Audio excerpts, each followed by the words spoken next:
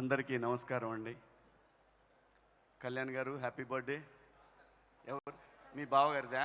ఎవరో ఒకళ్ళది మీ ఫ్యామిలీదే కదా, ఏం పర్లేదు.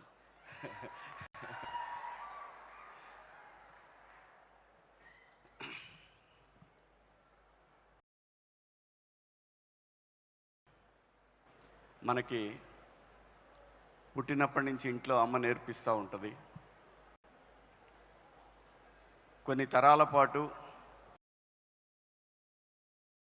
ముందుకు తీసుకెళ్తూ ఉంటాం, మన పిల్లలకి నేర్పిస్తాం. రాబోయే తరాలకు నేర్పితే అది ఇంకా ముందు ముందు ఈ దేశానికి వసుదైక కుటుంబం.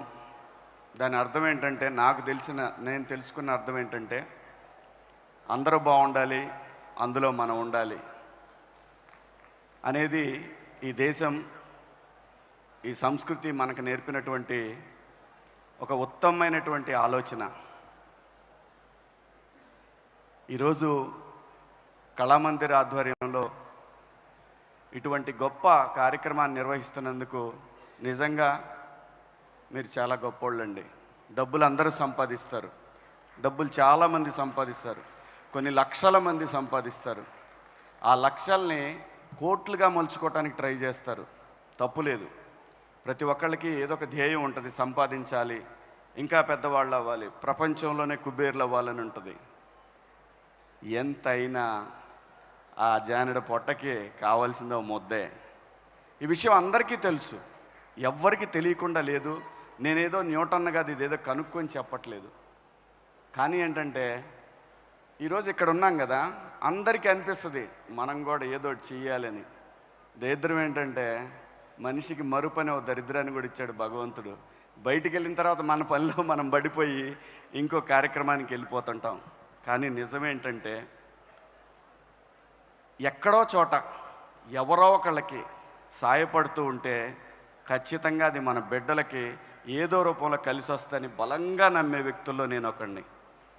సంపాదన మనం సంపాదించేసి ఇచ్చామనే దానికన్నా కూడా నేనైతే బలంగా నమ్ముతా. నేను ఈరోజు ఒక ఆర్టిస్ట్గా మీ అందరి గుండెల్లో ఒక మంచి నటుడిగా నన్ను గుర్తించారంటే దానికి కారణం నేను కష్టపడిందని నేను ఎప్పుడు అనుకోను.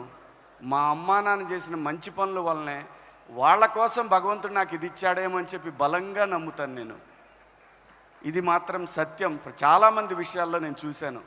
మనం కోట్లు సంపాదించి మన బిడ్డలకు ఇచ్చేది అది ఎంత వాళ్ళ అదృష్టం ఎంత ఉంటే అంత వెళ్తుంది. కానీ సాటివాడికి సాయపడినప్పుడు మాత్రం ఖచ్చితంగా రేపటి రోజున అది నీ బిడ్డలకో నీ మనవాళ్ళకో ఎవరో ఒకరికి ఖచ్చితంగా ఈ ప్రకృతి వాళ్ళకి తీసుకెళ్ళి ఇస్తుంది. ఇది నమ్మాలి మనందరం కూడా.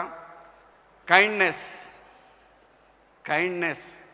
ఫర్గివ్నెస్, ఇవన్నీ మనిషికి ఉండాల్సినటువంటి ప్రధానమైన లక్షణాలు. ఆ లక్షణాలు భగవంతుడు మీకు ఇచ్చినందుకు ఆ భగవంతుడికి థ్యాంక్స్ చెప్పుకుంటూ, మీరు ఇలాగే ప్రతి సంవత్సరం ఇలాంటి కార్యక్రమాలు జరపాలని.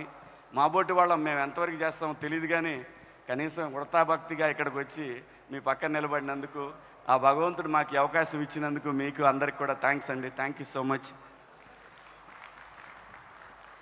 అబ్సల్యూట్లీ శివాజీ గారు, ఆ ఉడతా భక్తి సహాయం చేయడం